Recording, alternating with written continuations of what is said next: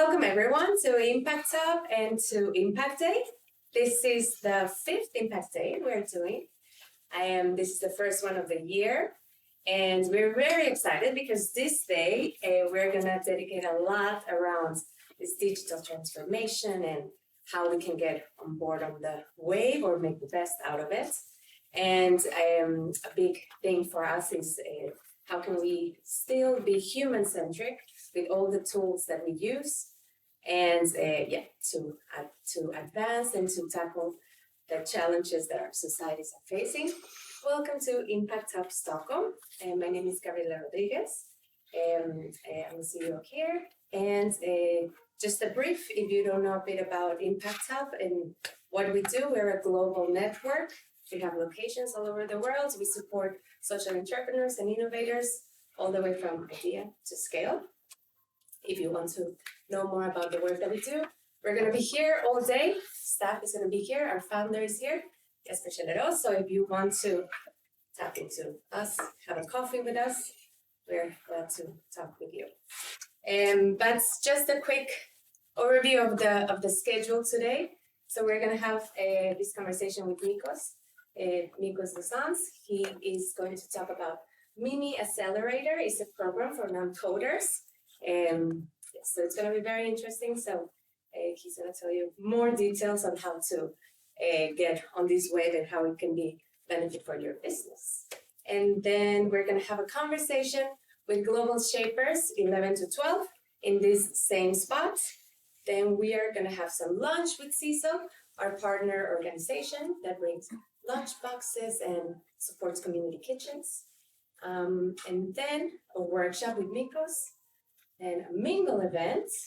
And so little by little throughout the day, we're going to be telling you a bit more about the program. So feel free to enjoy your day, have your laptops, work throughout the day, network, and yes, just enjoy. Like, we're alive. It's a nice day, kind of sunny, not really, but but it's nice. But welcome everyone.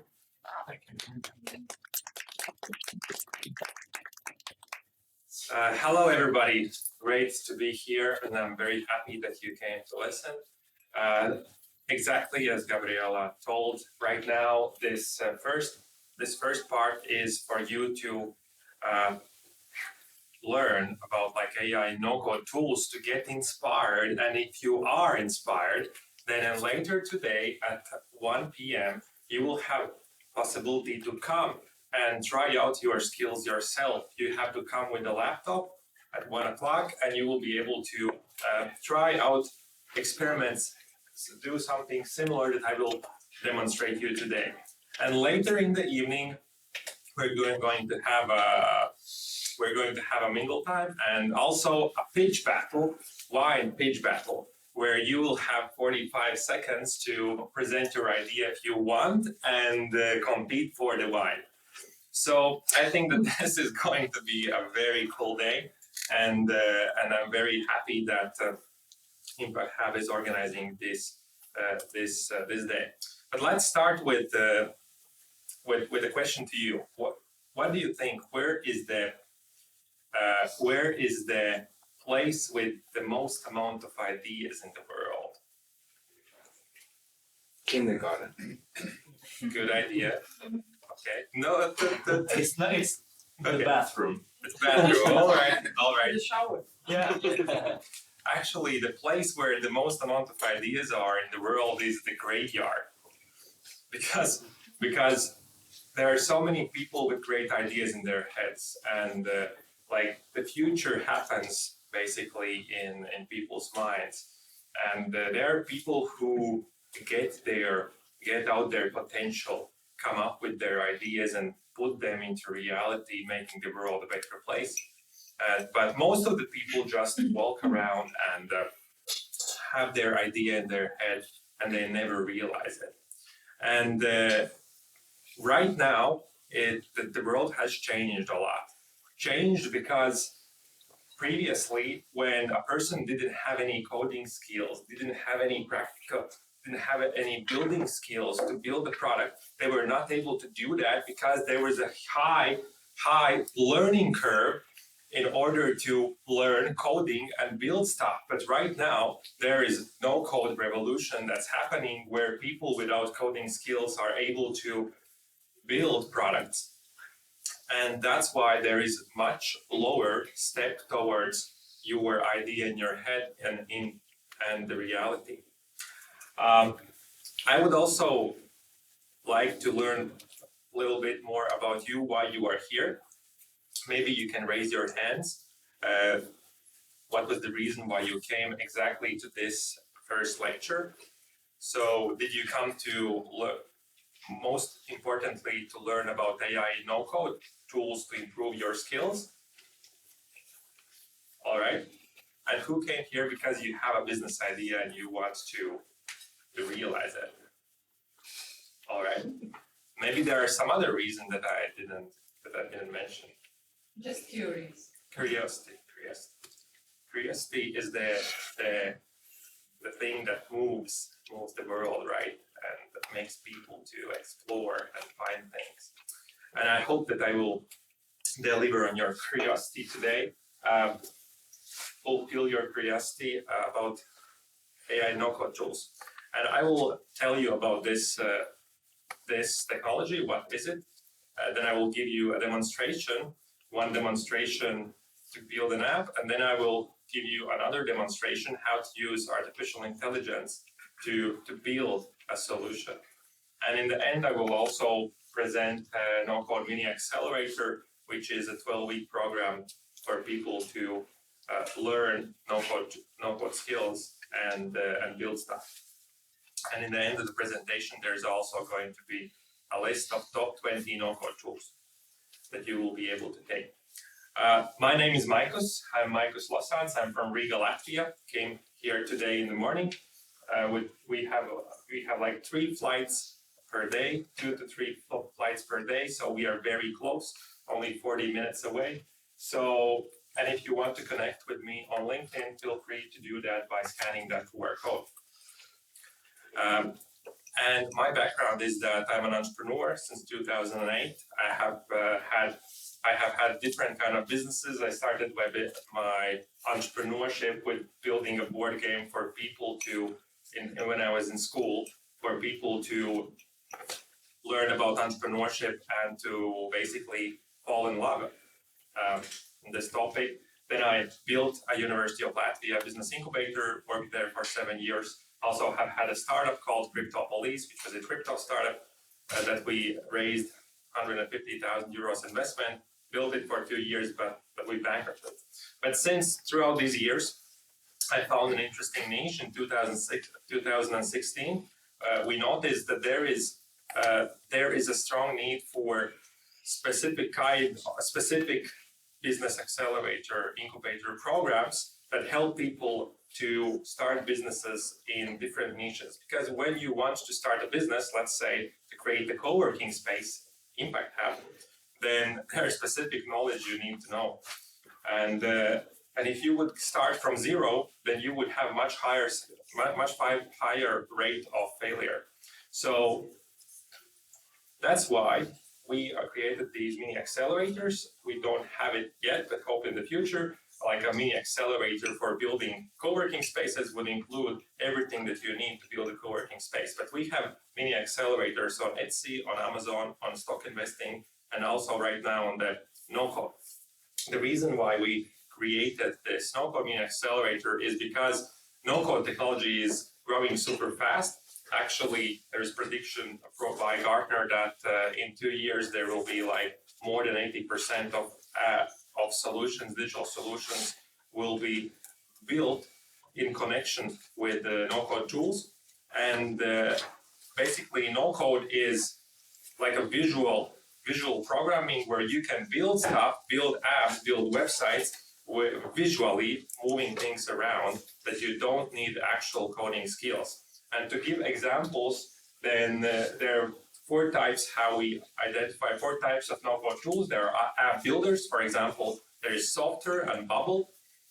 There are workflow automations that automate your automate your work, that basically can make your life easier, automating stuff that you don't need to repeat, that are repeatable, they're Airtable and Make. Then there are website builders like Card, Wix, and Webflow. Also Shopify that you probably know. There are also no-code tools, and then there are other, like a vast like sea of other tools, including artificial intelligence tools like OpenAI, Midjourney, and others. But to demonstrate to you how hard it is to use no-code without any prior skills to build a new product, I will give you a very simple demonstration of building an app. So there's a tool called Glide. You can build an app using an Excel sheet. You see in the first row there is an Excel sheet. You use Glide as a tool, and then comes out an app. So let's take some time and let's see how fast I can build it this time. All right.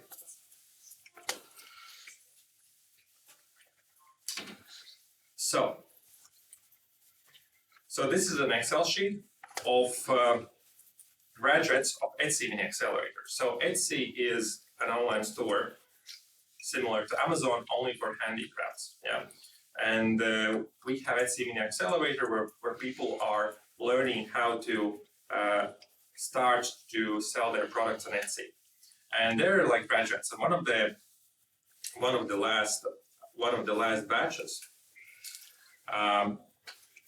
there were these graduates, and I thought, okay, I will create an app where I will put these products that were our graduate products in an app. And I will do that in a way that I can make affiliate commission. Who knows what is affiliate marketing? Affiliate marketing. Okay, who doesn't know what is affiliate marketing? Everybody knows. Okay, you don't know. Yeah, so affiliate marketing is when a company pays you if you bring a customer to them. So if I'm an Etsy partner, which means that if you will buy a product from my link, I will earn 5% commission. Yeah. So I thought, okay, I'm going to create an app where I will earn this affiliate commission from Etsy if people will buy. And yeah, so look, in the first column, there is my affiliate link to the product. So if you will buy the product from this link, I will earn a commission. In the second column, there is a picture, a link to the picture. In the third column, there is the name of the product, and then there is the price, and then there is the person who created the store. So nothing very fancy, right? This Excel sheet could be made by anyone. It's super easy. So now what I'm going to do is I'm going to go to Glide Apps, and I'm going to take this Excel sheet and generate an app.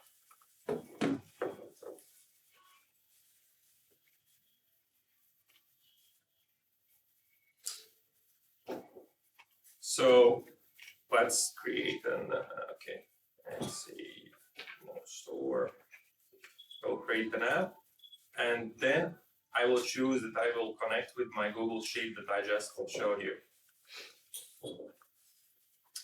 So this is the Google Sheet.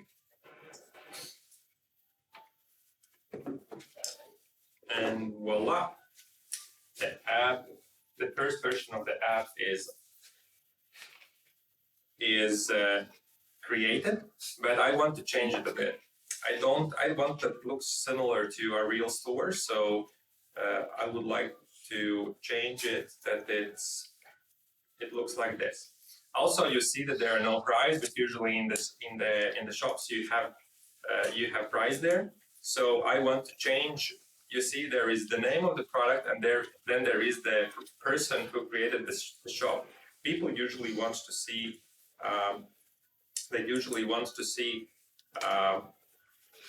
The price there. So I will change from name of the alumni to price. Great. Now you see that there is the price, there is the name. So when you click on it, okay, so you will see the product, but there is one thing missing, an opportunity to buy the product. So I will add a button. a button, and the button will allow you to buy. And right now, when I click, then I have to change what kind of action will happen. I want that when I click, the person goes to the link. So I will find where is the link, open link, very good. And the link is, you see, URL is affiliate link to Etsy store, this column. That's it, there is affiliate link to Etsy product. Very good. All right, I chose that.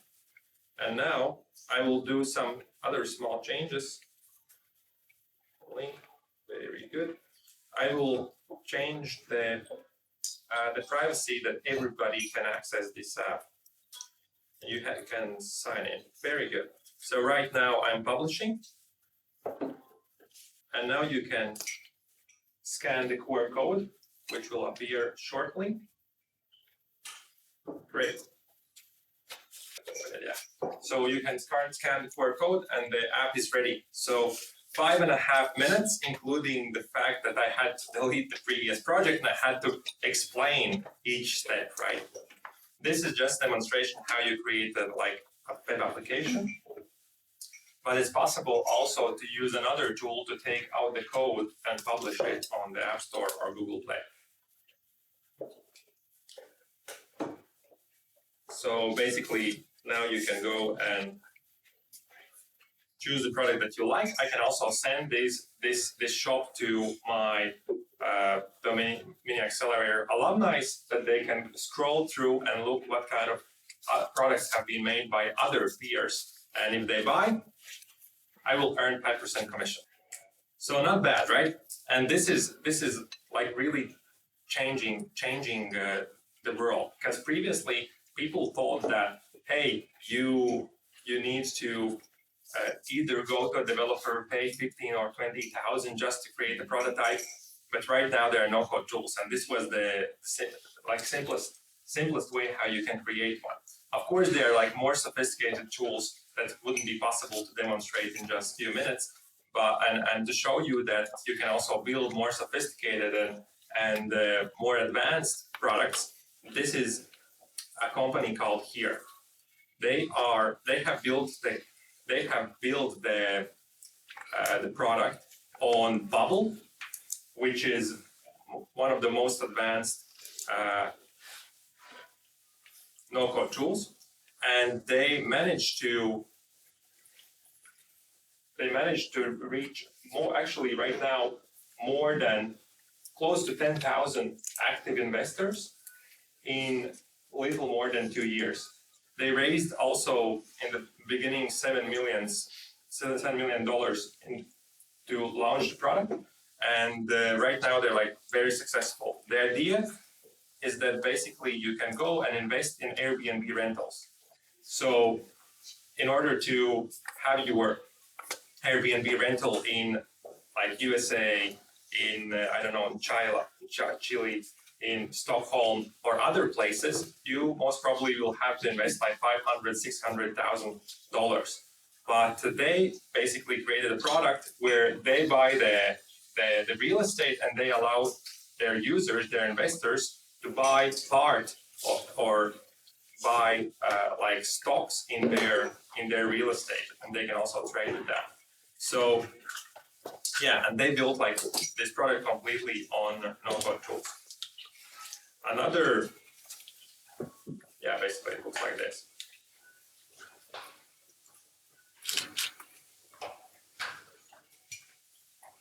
You choose the property, you can see what's the how they finance the project, what's the occupancy rate per year, what's the average daily rate to pay, etc. And then you basically add your funds and make an investment, starting from $1. Another interesting company is called Finauto. They are a company who are providing cars, to buy cars with a loan, so basically loaning out long-term loans, and they managed to get to 20,000 users also in 2 years, and they also have used use no-code tools to build that. And right now, their valuation is somewhere around $500 million. So you can basically, the thing is that no-code tools, they're destroying the barriers to entry. And if previously you had to invest a lot of money and time to test your ideas, right now it's possible to do that faster. And right now I will give you one more demonstration. Have you heard about this idea that AI will build businesses in the future for people? Have you heard about this, right? What do you think? How real is that? How far away is that? Real AI, I mean, or coded functions. I mean, AI doesn't exist in the sense of the science fiction AI. Yeah, like Sentinel AI doesn't exist right now, that thinks like a person. And but what other thoughts you have? How real you think in the future that there will be like AIs running companies, building companies? Yeah.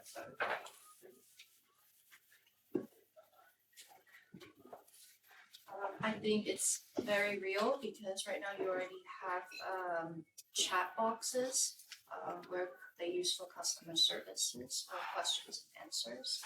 So I think there is going to be a lot of parts in the company that's going to be running AI soon, within 5 to 10 years. Yeah. I'm a developer and I'm already using GitHub Copilot to code, which is like having another human being to do pair programming with. I estimate it's already past like a few months to increase my productivity by probably 30%. Already just by being able to automatically code and so on. So yeah, it's incredible how fast it's moving. Yeah. It is. Anyone else wants to comment? Yeah. No? All right. Yeah, so it's crazy. Right now we are in the world where AI tools, they are so they're like co-pilots, exactly. They're like helpers that can help you to design, that can help you to come up with ideas. Right now, this is the level where we are, and I would like to demonstrate to you with the same tool that I used previously live, how to create a cooking app. How to create a cooking app using AI. So I will not generate content, and I will not generate pictures. I will use OpenAI ChatGPT to create to basically create the archive, the table, the database of recipes. I will use Midjourney, the pictures, and then I will use Wide that you already saw. So please raise hands who has used ChatGPT. Okay, not everybody. ChatGPT is a product of OpenAI, which allows you to make prompts to an AI to give you answers, to give you articles, to give you blog articles, to give you to prepare emails for you. But basically, you can get different kind of information out from ChatGPT, including also code. But what I will do, you can play around on your own. One important thing, the reason why I also show like these AI tools, which are in connection with no code, is because if you understand how it works, if you find a business idea that you need to use this solution, it's possible to connect with with no code tools to implement these functionality into your business. So, for example, by using Bubble, and you have a solution like, let's say, like online psychologist, then you can basically get the online psychologist AI functionality from OpenAI. So, but what I will do right now,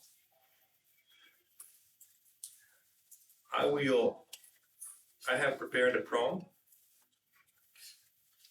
Basically, prepare a table for a cooking app. So you see that prompt is that I want to create an Excel style table which will give me a database with meal recipes for a meal app. And I want to have it in 5 rows, so basically 5 recipes, but I could add also 20 rows or 100 rows and have different kind of recipes, and it's preparing the recipe table, the database for me right now. And I ask to show how much time do you need to prepare, the cooking time, the total time, and also add category of image. It doesn't provide image yet because you need to use another tool. But what I do is basically I copy the table.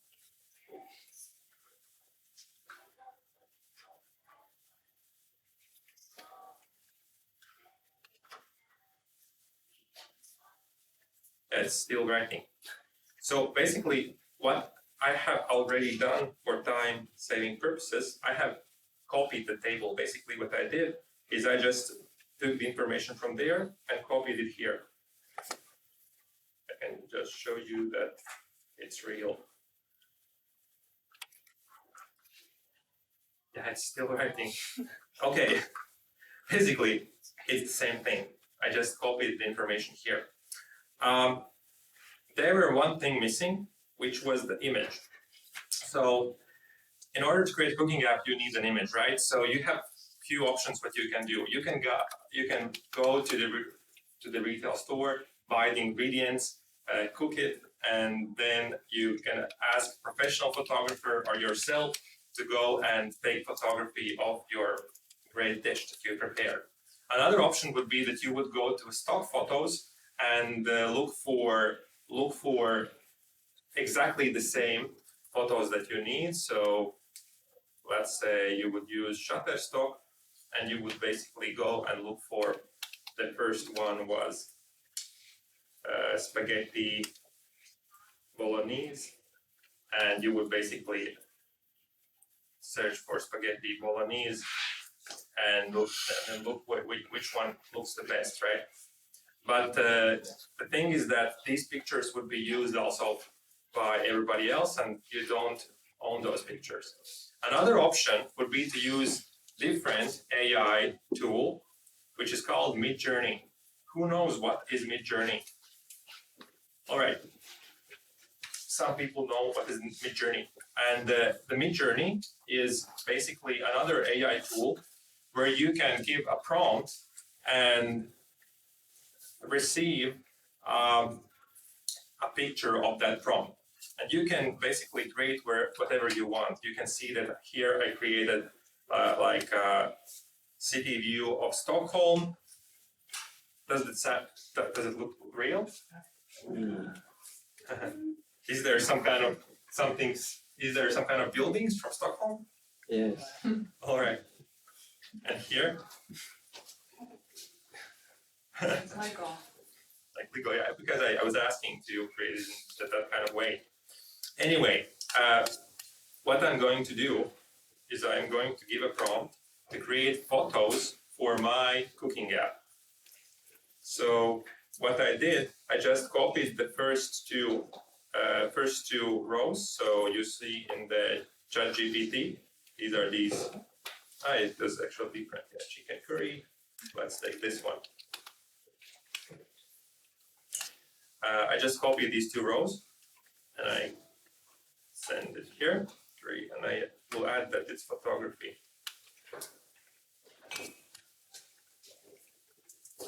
Photography, all right. And I will add one more thing.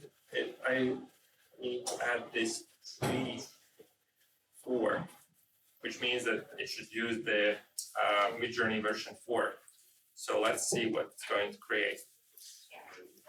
And I can basically beef stir fry. Okay, let's take this one as well.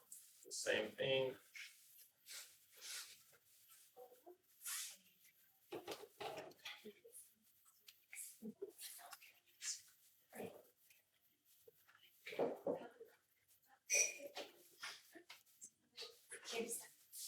All right, preparing the the dishes for me.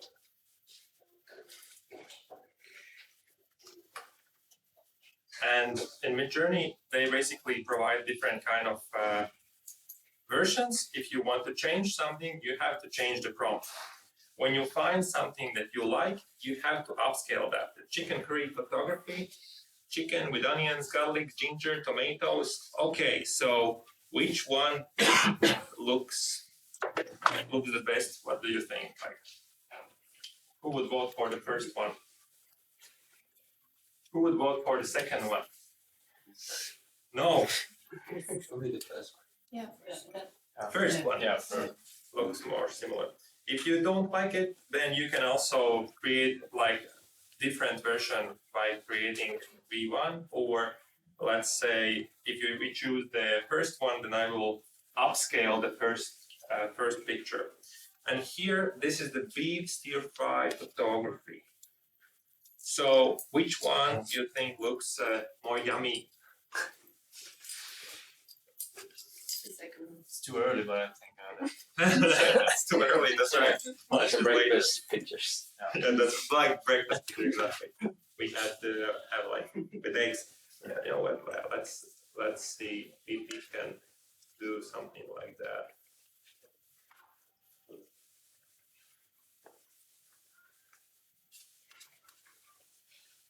Beef stir fry photography. Okay. With breakfasts.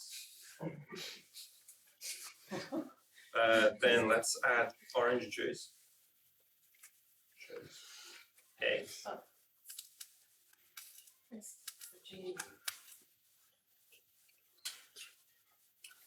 All right. So while it's preparing the other stuff, yeah, we're waiting for the upscale. So this was the curry, right? Yeah, chicken curry photography. All right, I open it in browser. What I do to create an app, I will copy this link, you see? I will copy the link and I will add it to the Excel sheet. So there was spaghetti, but I didn't chicken tacos. So actually this is another entry. I will probably add this entry as well. Chicken curry. Okay. Yes, very good. Add another recipe. Okay, Indian. Very good. Here again, so let's see what it prepared. Yeah, with eggs. Oh man, it still doesn't look like breakfast. Yeah, probably we should choose another dish. Yeah.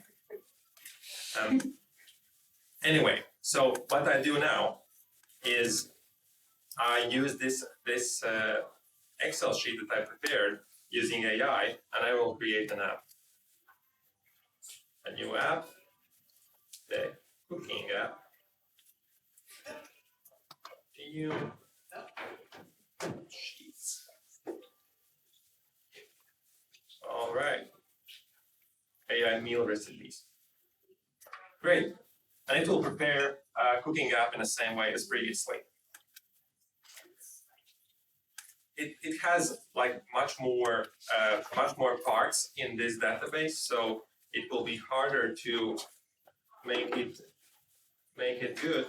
But I already have done the homework, and I will show you the end result. Only there will not be any chicken curry. You see there the chicken curry. So yeah, and basically the same thing. I changed that in a way that I think it looks good, and I publish it. And then you get this result. So you can also scan this QR code and look the web app on your phone, which is the cooking app.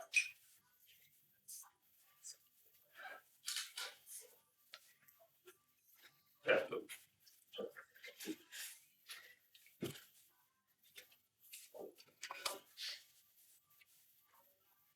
Yeah, so basically you see the cooking app and you see that the pictures they're quite good. So you maybe invest a little more time to find the pictures that you like, and you see that you can actually have quite delicious recipe pictures.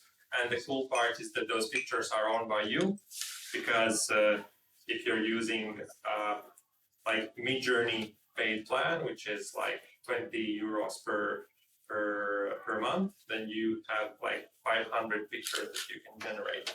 And then for like $30, it's like unlimited amount of pictures. So yeah, and those pictures are built by me. The thing is that you can also use this tool to like create stock photography and to make money like that. And so basically, if you know those tools, if you know how to work with them, then your imagination is the limit. So if you have knowledge and understanding of the AI and no-code tools, then you can use it in two ways. So you can either improve your skills in order to start to build websites and apps for other people, or have that in your work. Or you can also, if you have a business idea, you can also build your business idea. And this is the reason why we created the No-Code MiniAccelerator. The No-Code MiniAccelerator, it's a 12-week program which helps people to learn about no-code, to gain these skills, and if they have business idea, they can build a product. If they don't have business idea, they can come up with the idea doing the program or joining some other team. And the No-Code MiniAccelerator includes three verticals. It includes building, launching, and startup fundamentals. So this is the content part, and the other parts are bonuses. In the building vertical, what we do is we have people who are building on no-code in their professional life. So they are they're giving lectures and teaching and mentoring about automation, about Webflow, about Bubble, about Stripe payments. So you need Stripe in order to connect with your tools to have purchase inside, Airtable, and AI and other tools. In the launch vertical, what we do, so when you have built a product, you need to launch the product in the market. So what we do is that we also have mentors who are working with advertisements and launching products, and then there are like Facebook ads, vertical Instagram, vertical Google ads, vertical SEO, product hunt, and more.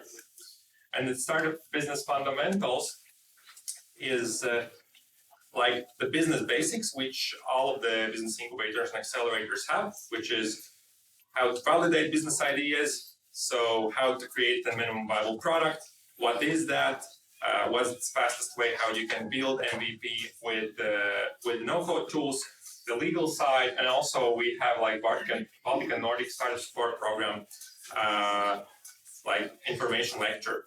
This No-Code MiniAccelerator is happening 100% online, and it's for people from Baltics and Nordics. So basically, people can take part in No-Code MiniAccelerator only by watching videos. So basically, watching recordings on their own pace, in your own time. But we motivate you a lot to actually come up with an idea and build your own product. And we motivate you with hackathons. So a hackathon is a 2-day event where you focus your attention on building stuff. Hackathons are happening in these dates. So we start 15th of February, which is launch. Then after 3-4 weeks, there is first hackathon. Another 4 weeks, there is second hackathon. Another 4 weeks, there is the third hackathon and a demo day, where people present their products that they have built to investors and media. And in order to motivate people to focus their attention and achieve the maximum amount of potential that they can, we have 10,000 euro money prize for people who have built the most successful product. We don't have a board which will decide which is the most successful product. There is only a formula, and formula consists, the most important part is the income and users. So if you build a product, my main criteria, how we will see if you are successful, is how much income and users have you generated during those 12 weeks. So person who has created the most, or the small team who has created the most successful product wins the 10,000 euro prize. The prize is not obligatory to support entrepreneurs, but it's more like to motivate, that you have like a beacon of light in front of you, that you know where you have to focus, because like there are so many people, the story that I told you in the beginning about the graveyard, there's so many people who are walking and living with their business ideas, taking it too long, like procrastinating, never realizing it. But if you see that, hey, you have 12 weeks and you have to deliver, and there is a beacon of like goal, which is the prize, then I think that you will have very strong motivation. Apart from that, we have like bonuses. So there's a community of members. So we are interacting the community between each other, that they take part in masterminds, they take part in like co-building sessions, etc. Then there are the 3 hackathons that you focus your delivery and build stuff, but you don't obligatory only learn, although you can do that. Then there is the pitch. There is the pitch and the demo day where we invite investors and media that you can present your idea. And next is that there is, if you finish the program and if you want to go the route of building websites and apps for other people, then valuable thing is that you have certificate of graduation on tools you have learned. Yeah, and the last thing is the prize that I already mentioned. These are the prizes for joining NoCode MiniAccelerator. So the basic prize is 299, 200 euros, which includes only the video lectures. If you want to take part in the whole program, that includes also the community, the competition, the 10,000 euro prize, the hackathons. Then you have to take the second package, which is 299 till the end of this week. And we build you package is for starting from 5,000, which means that we can also build the product for you. So we can, our mentors are going to build your business idea, but and you will participate in the whole program. You will not have to build it, but we hope that people join who actually wants to build the products yourself. The reason why there are crossed out prizes is because we have a support from Riga City Council. So we have subsidy that subsidizes this program, subsidizes the grant and part of the costs. That's why the prices are lower. And yeah, when you join, you have 30-day money back guarantee, because you never know, if you start, maybe you change your mind. And yeah, and these prizes is till the end of this week. Yeah, and to apply, you can go to MiniAccelerator.com. Yeah, and people who usually join or have joined NoCode MiniAccelerator are people who want to gain web and app development skills to basically generate income by creating websites and apps to other people. And if they have business idea, they want to build a business idea, then they also join because they want to launch that product. Yep. So that's about it. So thank you very much for listening. If you want to get this presentation, if you want to get the invitation to, like in the email, the link to application, and also the list of top 20 no-code tools, you just leave your email here with that no-code invite, and you will automatically receive an email with all of this information. So thank you very much for your time and for listening. I really hope that I met your expectations, that you came here, that you were inspired, and if you are inspired and if you want to have some more, then you can come later at 1 o'clock and try your own to create your own app in a similar way as I did previously.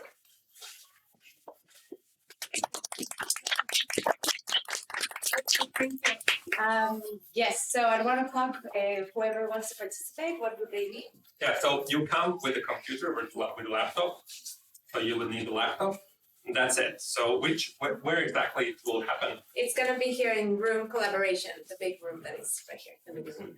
Yeah, so room collaboration, and in the end of the day, so there will be the wine pitch battle. So if you want some wine, to win some wine. Exactly. We already have one person that is pitching, that we know of. So feel free if you dare, encouraged to pitch, prepare your pitch from here until the mingle event. Yeah. Feel welcome to do so.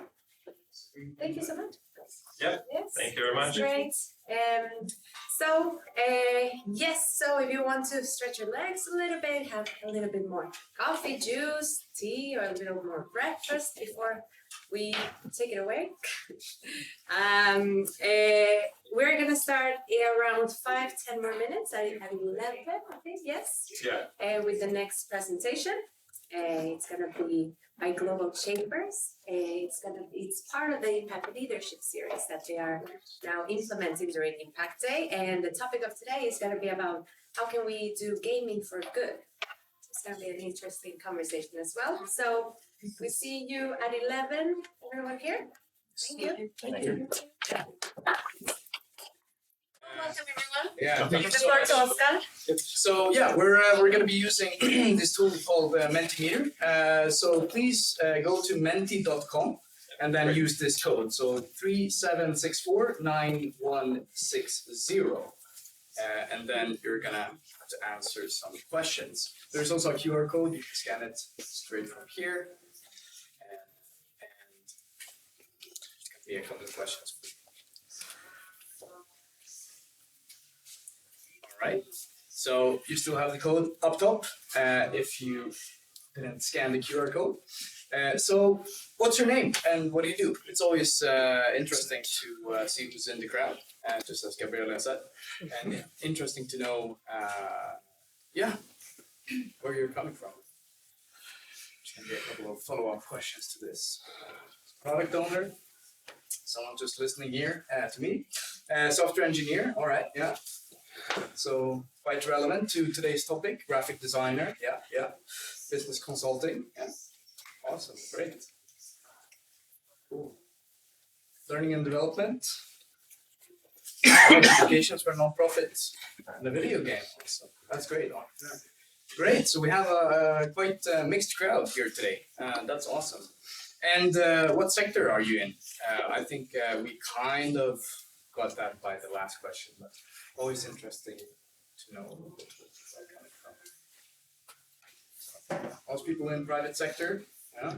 Some others, nurse, yeah. All right, so private sector seems to be leading the game here. And why did you decide to come to this session? It's always interesting. So we can kind of see why you guys are here in the first place. All right, so most people seem to want to learn about this topic. So gaming for good is today's topic. Awesome, great. And have you played any games in the last week? So it could be anything, right? It could be a mobile game, it could be a console game, it could be a computer game, it could be a board game even, maybe.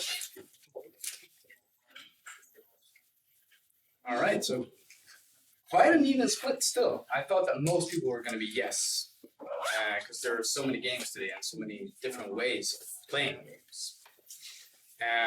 And what are you curious about regarding this session? Just so we can kind of capture that.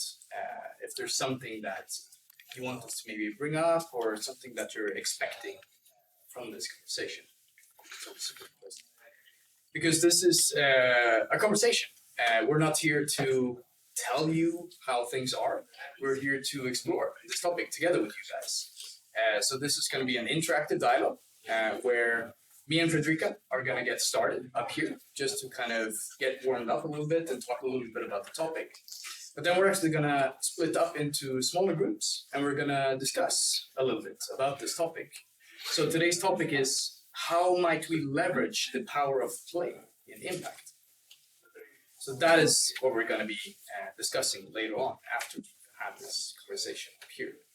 So it's going to be split up roughly in 20-20-20, so 20-minute conversation up here, 20-minute smaller group discussions, and then 20-minute bigger group discussion. So just out of interest, was anyone here during the last session that we had here in December? Yeah, so one person, great. That means that all of you are new to this concept. So I'm gonna tell you a little bit about who we are and why we're here.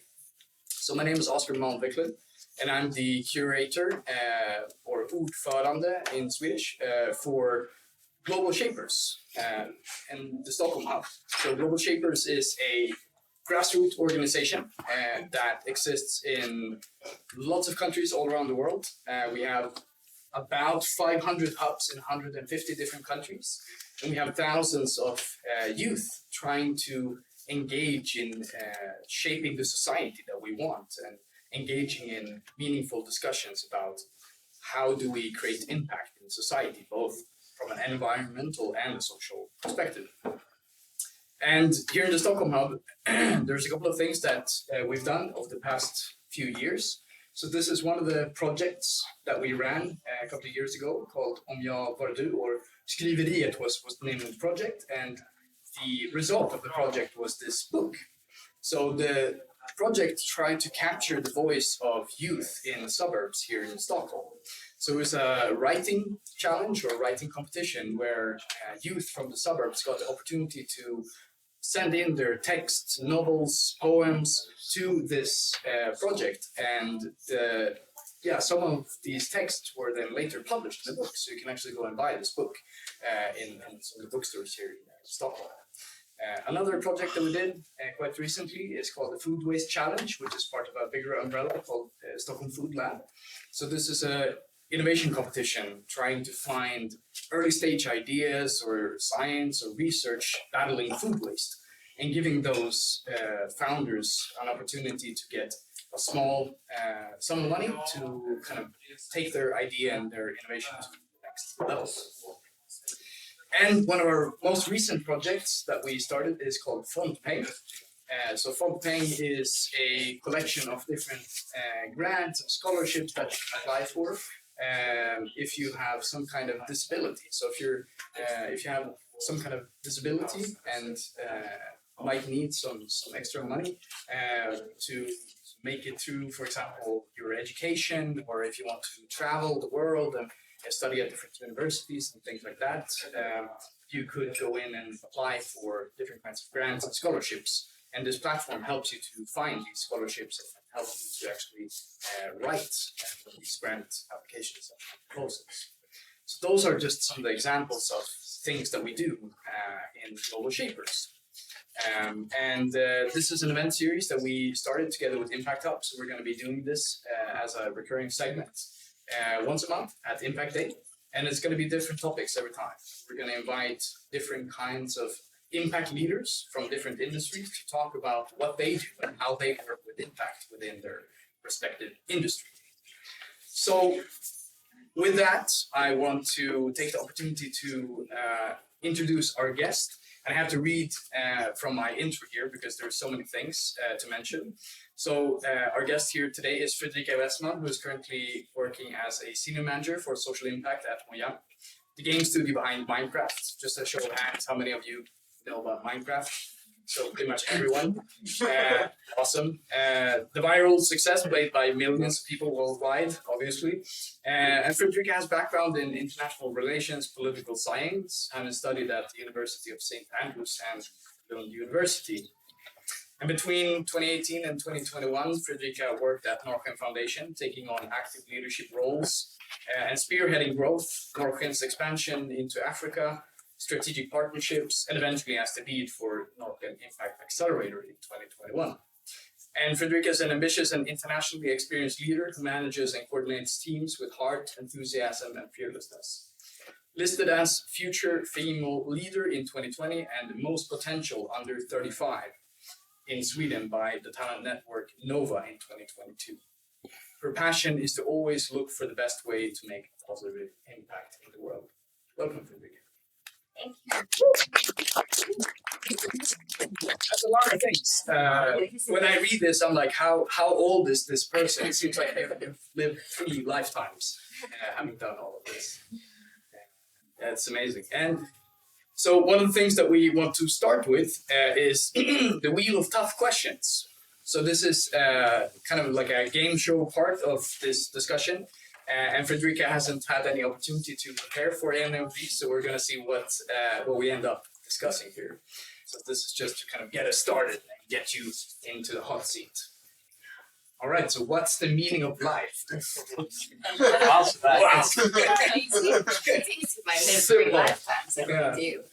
Yeah, I can say what the meaning of life for me is, and that is to enjoy life with your loved ones as much as possible. And then on this integrated into that, I think helping others to do the same, or helping others to have a good life and seize their potential. So that's for me. I would have said 42 if I was younger, hitchhiker's guide to the galaxy. But yeah, trying to make the most of our time here on the planet. Awesome, that's great answer.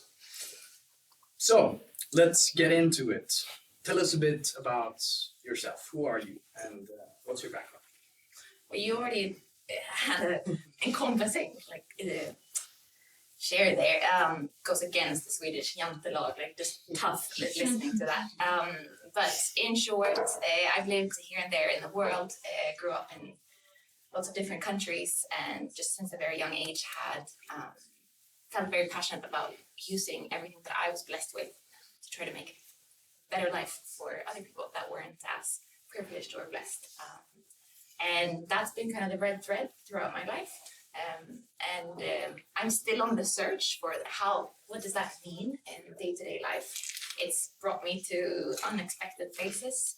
If you'd asked me 10 years ago, if you told me 10 years ago that I would be working in the gaming industry, I would have laughed in your face. Like, gaming and impact, how does that combine? Is that even compatible? And here I am at the heart of it, and hopefully I can just share some of the things that we are working on today, because it's an unexpected kind of combination. And did you already know as a kid what you wanted to be when you grew up? You said that it's been kind of a red thread that you wanted to use your kind of all the things that you've gotten in your life to make a positive impact in the world and for others. Did you know what you wanted to be when you grew up? Well, after like a phase of wanting to take care of dolphins, when after playing The Sims a lot, I thought I wanted to be an architect because I love to build houses. But after learning more about that, I realized it wasn't really for me. So then the older I got, the more kind of this impact focus grew. And being young, I was like, where do you make an impact in the world? Like, what does that look like from a professional point of view? For me, the answer then was the UN or NGO sector. Like they do good. They work with purpose. The more people I met in that world, the more I realized too that that's not the only place you can make an impact today. Private sector is an incredible opportunity to work with purpose, to work with social impact, and to maybe even have even greater speed or reach or capital to use for impact. So that brought me to Norcran, which was kind of a perfect combination of working with purpose at the core of everything, but using entrepreneurship and using the scalability of tech to actually leverage that and create different impact, but in different ways. I saw the potential in that. So that's what then brought me to the from an international global scale of Mojang and Minecraft where I'm today. And you mentioned that you played Sims when you were a kid. Were you a big gamer? And maybe Sims was your favorite game, or did you have any other favorite games as a kid? I was a big gamer, but nothing compared to my oldest brother. So if I came home earlier from school, I would have to hoard the computer for a little while to try to practice. But I played a lot with my siblings. Strategic war games like Heroes 3, Age of Empires. I see some nods here, as well as building games. So apart from Sims, SimCity, I love Roller Coaster Tycoon, I think to today I play less video games apart from I can do it on office hours. Yes, that's it. But I play board games a lot today with friends. So also like the Settlers of Catan is one of my favorites. Quite ruthless in that. That's awesome. What do you play, Oscar? I play now mostly I play console games actually because having switched from PC to Mac, the gaming industry doesn't like Mac, so maybe there's a market for Mojang to break into, but mostly console games right now, and then Switch actually. So you already mentioned a little bit working at Norrsken. Can you tell us a little bit about your experience there, leading the growth and expansion for Norrsken, and kind of having this background in political relations or international relations and political science? How has that influenced the way that you work with impact and approached? I think coming from the world of international relations and political science, I've had a focus on how can we work with systemic and long-lasting change? How can we create ripple effects that go way beyond yourself and your own actions? So I kind of always look for how can we unlock that and making yourself redundant and just creating those waves. I think at Norrsken I came in early on. So that within the first year, and where the concept of Norrsken and hub and working with investors and creating this ecosystem was working well in Stockholm, and where the hypothesis was, what if we actually bring a similar concept to markets that don't have as mature of an ecosystem? Can create even more impact? And so when I came in, the vision was to expand to Africa. I got a short list of places, and just said, okay, Fredrika, go. Where, how, when, what's going to cost? Just figure it out. And I think having kind of combination of absolutely like being naive, but also thinking like one of my mottos is that everything is figure outable, and just going with that led me to, I think, a month and a half into that job, I organized a business trip. I never been on a business trip. I was like, what do you do? Meeting. You meet a lot of people. Yeah, okay, lots of meetings. And I was going to visit lots of places that we could see potential in. And that trip, we didn't eat a lot because there were so many meetings. At the very end, I wanted to see as much as possible, make use of the time. So the last stop, actually, to visit the sites was on the way to the airport at midnight. Where I asked a taxi driver to do a detour because there was one more place on the list that we didn't have time for. And I jumped the fence and looked around, took photos, and that's actually where Norrsken East Africa, the biggest hub for entrepreneurship, is today. So I think like the combination of, like, I look back at that journey, incredibly learned so much from learning by doing, just testing, and also just keeping that impact of like how at the core, and being laser focused on it. But it led me to lots of different places and crazy stories. So really enjoyed my time. Yeah, and for those of you who don't know, me and Fredrika used to be colleagues at Norrsken, so we've worked together for many years. And I know that she's a force of nature. She will sort out anything that comes in her path. And so coming from Norrsken and kind of this very entrepreneurial spirit, and having jumped the fence to like take pictures of the site, and having this background in international relations and political science, what inspired you to join the gaming industry? Because from an outside perspective, and as someone who doesn't have any insight or knowledge about the gaming industry, that's quite a big jump to a completely different thing. So can you tell us a little bit about that? What inspired you to join the gaming industry, and how do you see a potential to make positive impact in the gaming? Yeah, like I said, I didn't see myself in the gaming industry, even though I was a gamer when I was young. But when I learned about that industry, there were several things that surprised me. One is how huge the industry is.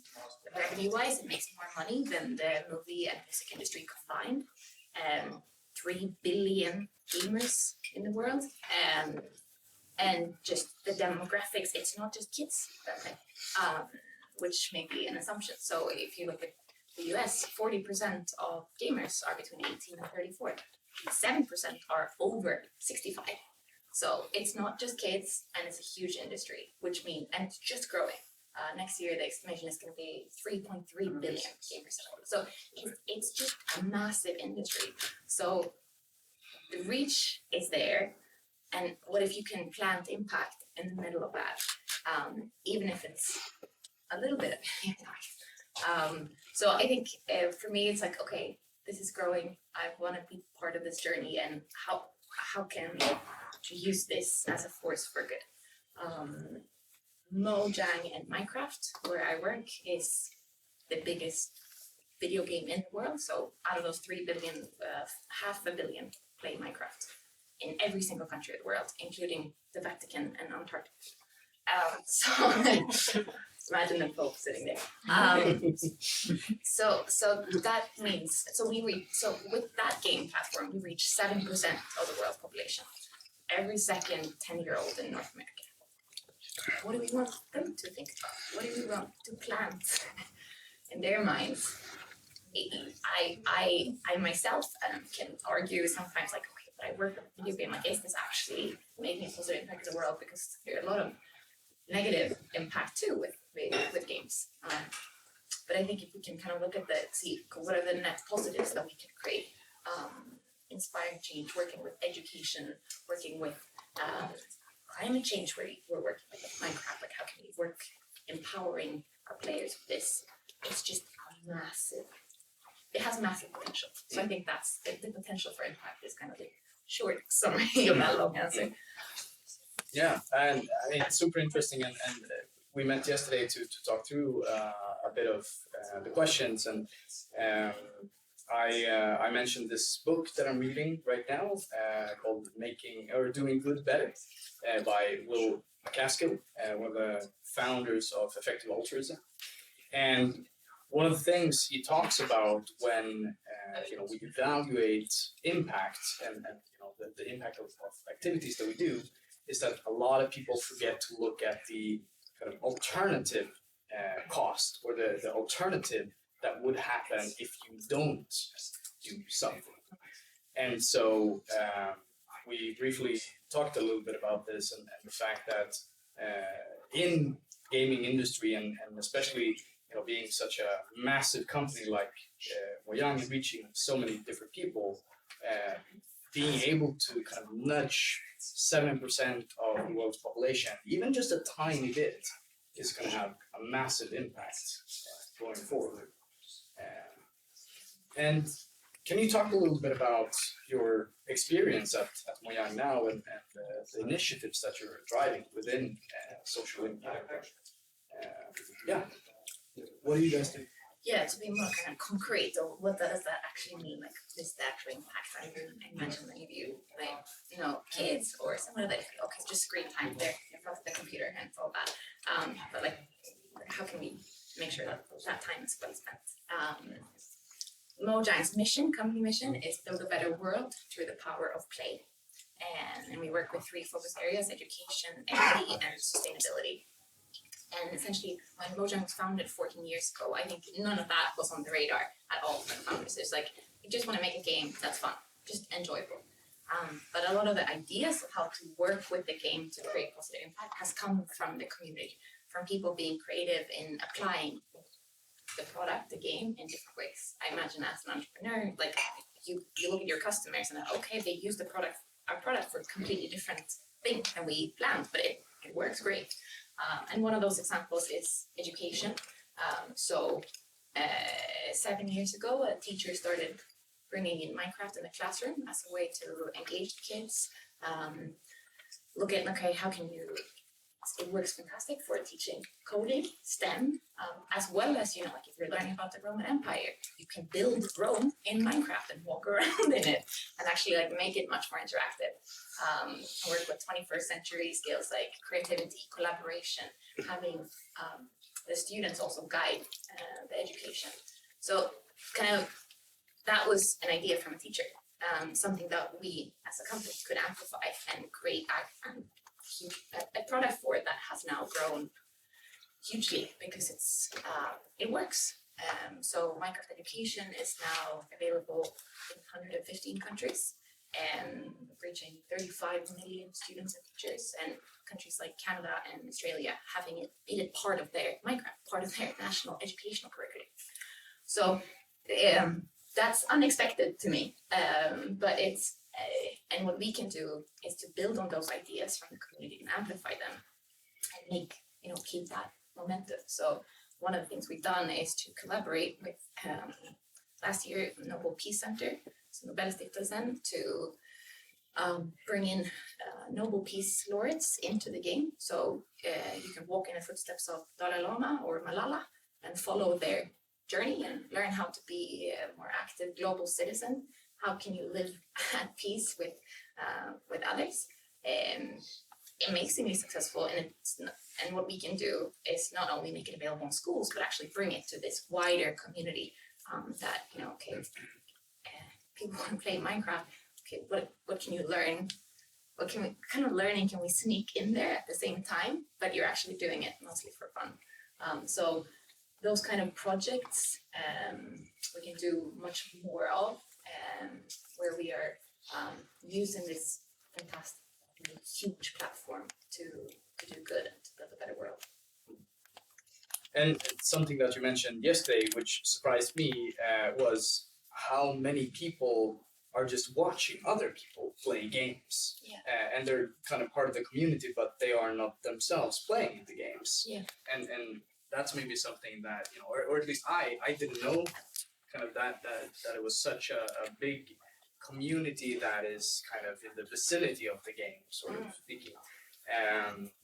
And those people are almost like, you know, sports fans. Yeah. And it's a different kind of world that we're living in now, where lots of kids and youth watch these Twitch streamers, for example, and kind of learn about the world and about different kinds of values through this community.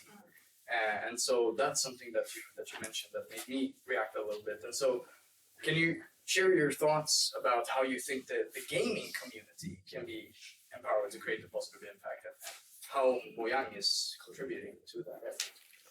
Yeah, like what you said, we have a huge community that are non-players. They love to watch other people play. Minecraft is the most watched game ever on YouTube, with 1 trillion views. So how can we then think about not just, you know, using the game for good and setting up? I mean, the last few years, there are updates in the game. We've released coral reefs and we've collaborated, you know, creating huge campaigns around preserving corals. Same with bees. Last year, mangroves. Like, okay, we can gamify in the game and create awareness and work with NGOs to empower them and to fundraise and similar. But on our channels, how can we do the same? How can we use these, for me, like this massive megaphone out in the world where we have the trust of the community to make the world a better place. One of the things we can do is not just use the megaphone, you know, from us to the community, but actually turn that megaphone and amplify what the community are saying, doing, wanting to do. So one of the things that's worked really well for Minecraft is to do build challenges, where we essentially lift the voices, like underrepresented voices, to decision makers. The first example of this was when a collaboration that was done with the Human Habitat, where Minecraft is used in to the world. It started with in Kibera and the biggest slum in Kenya, where a new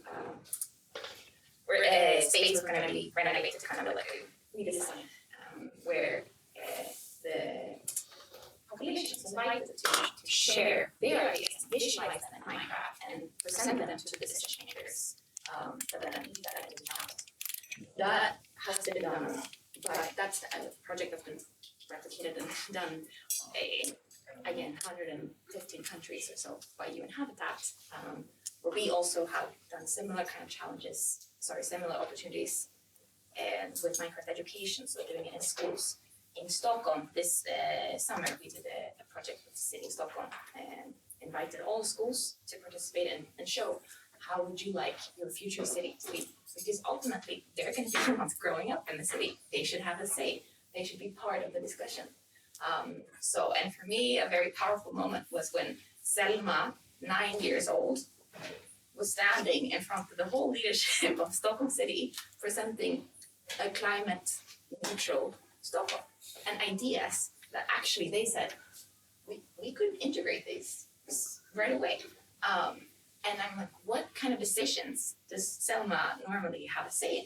Like, what are we gonna have for dinner? Like, maybe what clothes are we gonna have? So I think it's amazing to use these platforms in a way, in different ways to amplify the voices and lift them to decision makers that are listening. That's something we're rolling out with major cities now in the coming years, with London, New York, Calgary, really turning the tables of the conversation. That's amazing. And we were saying before we started this conversation that it's a little bit ironic that we're sitting next to Rovio, one of your maybe biggest competitors, at least in the mobile gaming sphere. So if anyone here is from Rovio, listen on this is how you do impact in the gaming industry.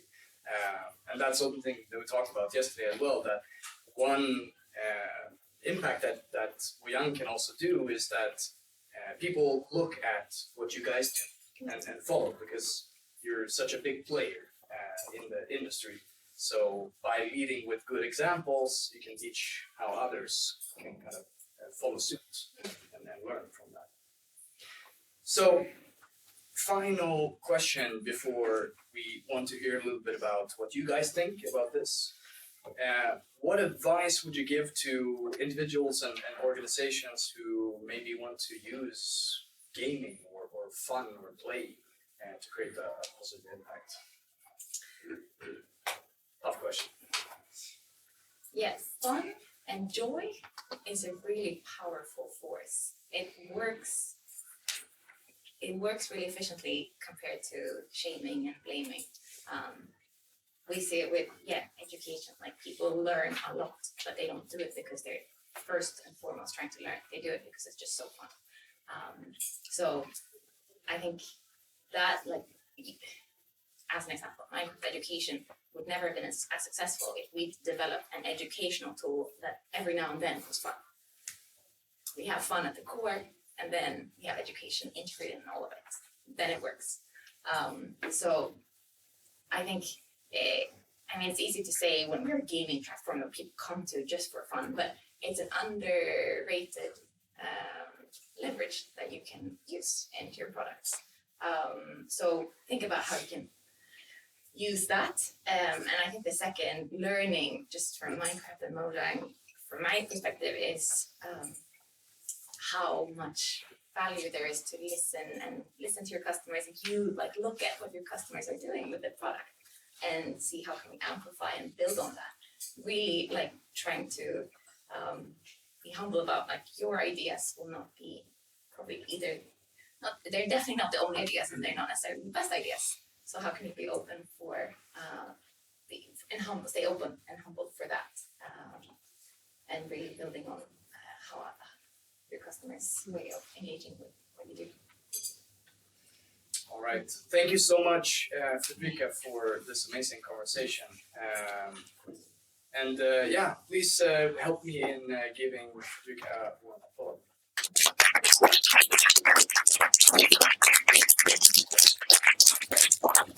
So as I mentioned in the beginning, this is an interactive dialogue, and we've kind of gotten started up here.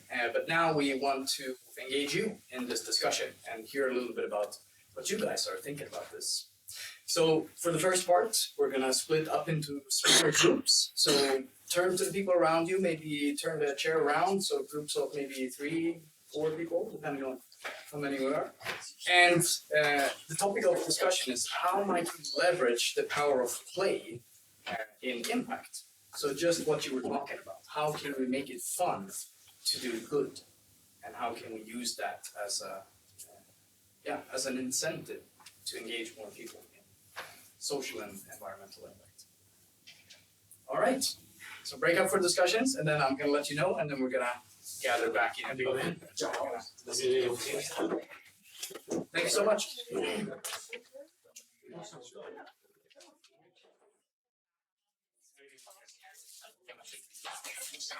Yeah. All right. So some of you guys know this.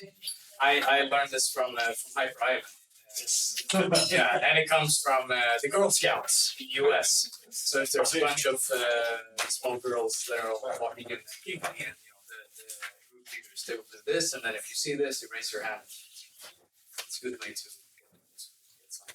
And in the Scouts, they do this, the silent lama, 2 years, and then it close. Good tool to use if you're ever moderating a big group. So, we want to hear a little bit about what you guys discussed in your smaller groups. So, please, one person from each group, tell us a little bit about what you talked about. And while that person is sharing, please write down some of the things that you talked about here, so we can capture that. It would be super interesting. All right, does anyone want to start? We can go. Yeah. I'll talk. I think probably because I sort of introduced the topic, but I got a lot of really interesting comments from the group here. I work for a video game that at its core is meant to have, and I hope does in fact have a social impact.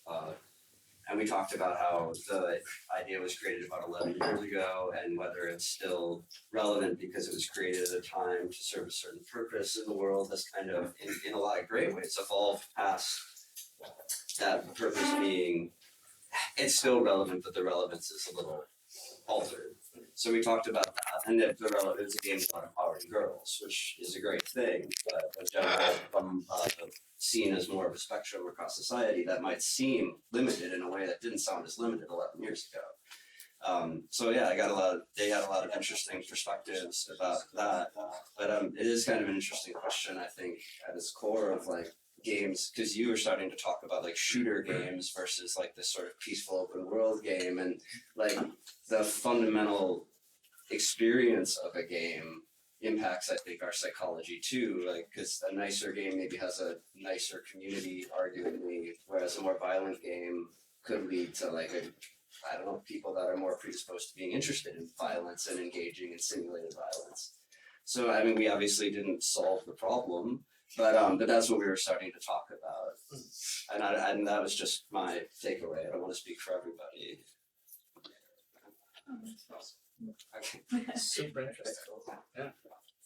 All right. Anyone else? Yeah. I'm actually a brand ambassador for San Francisco Shop Overwatch team, and I also do community manager for them. And so I was basically bringing up the idea that we were discussing that there's a lot of potentials in gaming industries and what games can do. At the same time, the current issues that we have in the gaming industry is how kids interact with each other online and sometimes across different age groups also. And that has been the hardest part of being community manager, because these online social interactions will impact their life a lot and their perspectives on people and society. And so I think that's a very important issue to tackle. Yeah. Yeah, we talked a lot about where we come from. I mean, what you're saying here is awesome. It's fantastic. But what is the gaming industry? What impact has it already had to create the world where we are today? And then, all of the things you're saying, what you're doing is fantastic. But there is so much things with the gaming industry that is bad as well. And I think we need to be very honest and transparent around this to see where do we come from, what have we done, and then all of a sudden, so who are Mojang in this case representing? Is it the society? Is it the children? Or is it the shareholders? We need to be very transparent around it, and it's not bad or good about this. But if we're not, then we try to say, hey, we want to do all of this good. Yeah, but you're also doing this, and all this learning platform, for example. How much money does Mojang make from this? I don't know. Or is it just given away for free to all the schools? And I don't know. So I think this is really, really important topics in question to actually have and be transparent around when you try to do impact with this. But the question here is more around the power of play and impact, and that goes beyond, I would say, the gaming industry, because this is about culture and you know, the atmosphere where you are, right? And this is about interaction between people. So the power of play is within, you know, how you behave towards others, you know, and that could be, that's something else that you have to, you know,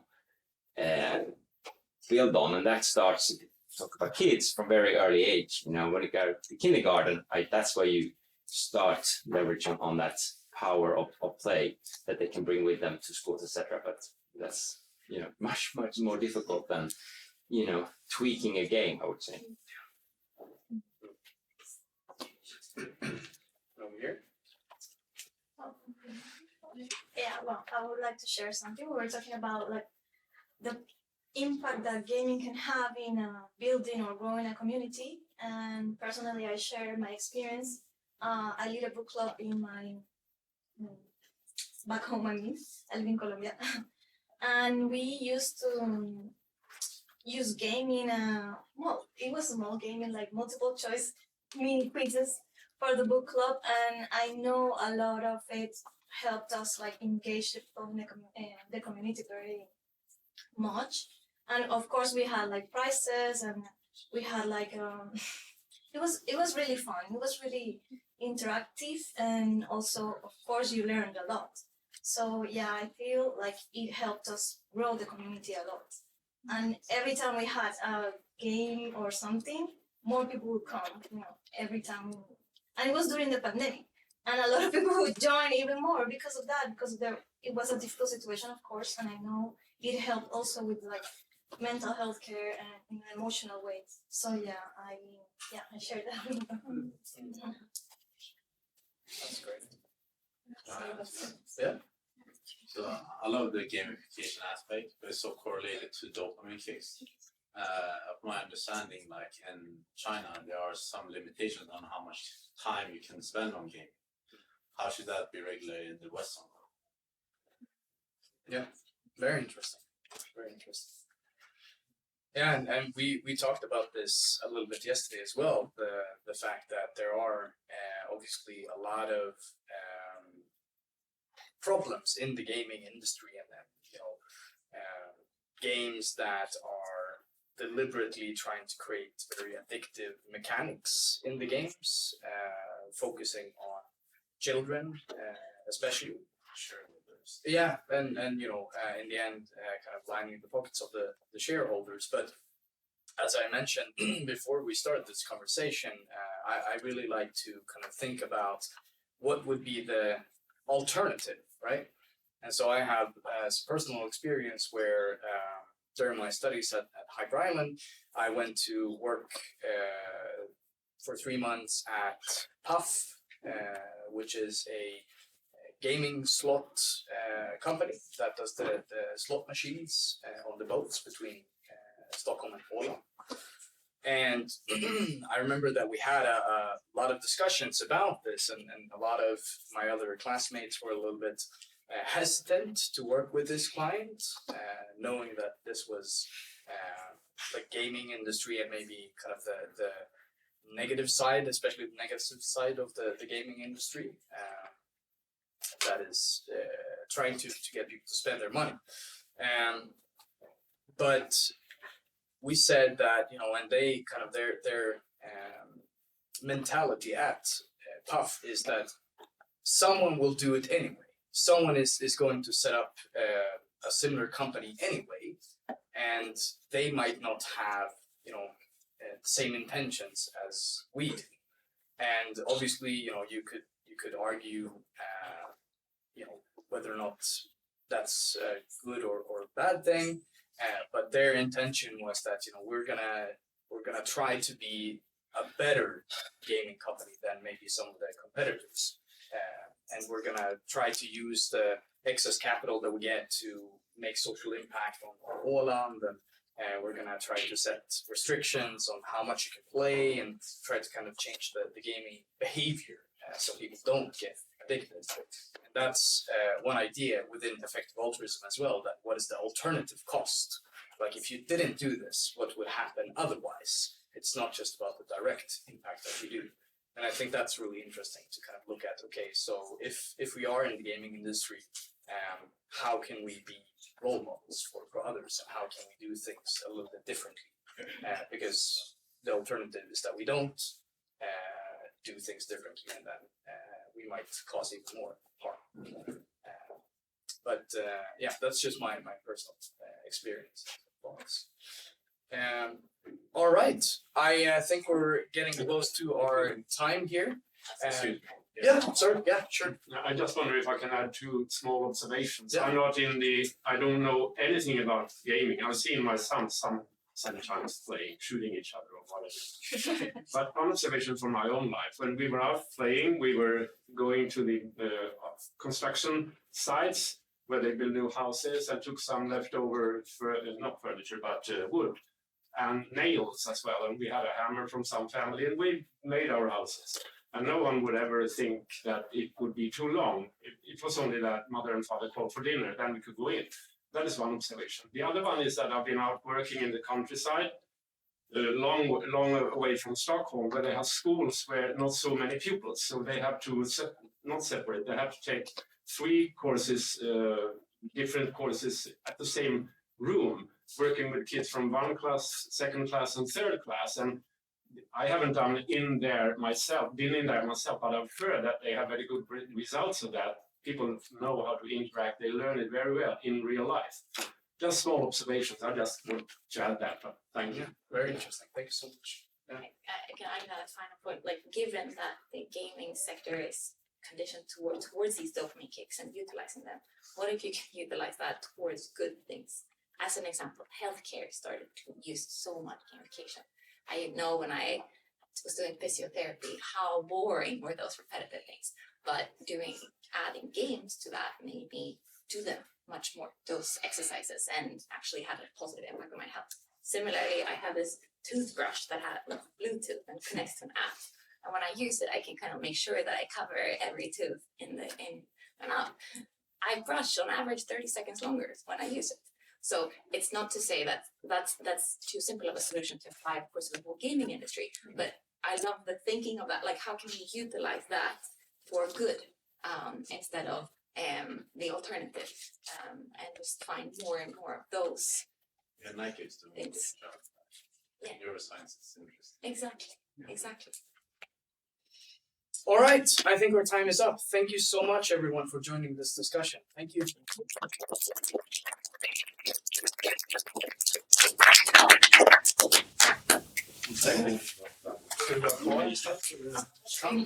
Yeah, Gabby. Yeah. Is it? That's right. Jesus Everyone, Christ. and if you're going to be staying afterwards throughout the day, we have a workshop that Mikus is going to be implementing about continuation of the AI non-coding tools that he was talking about. We're going to have some available lunch boxes from Season,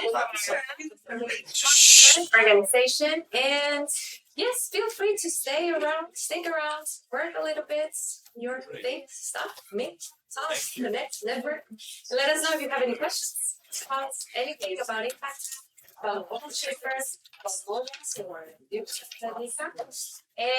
yeah, thank you. Thank you so much. Being here. Thanks for being here. We need to take a safer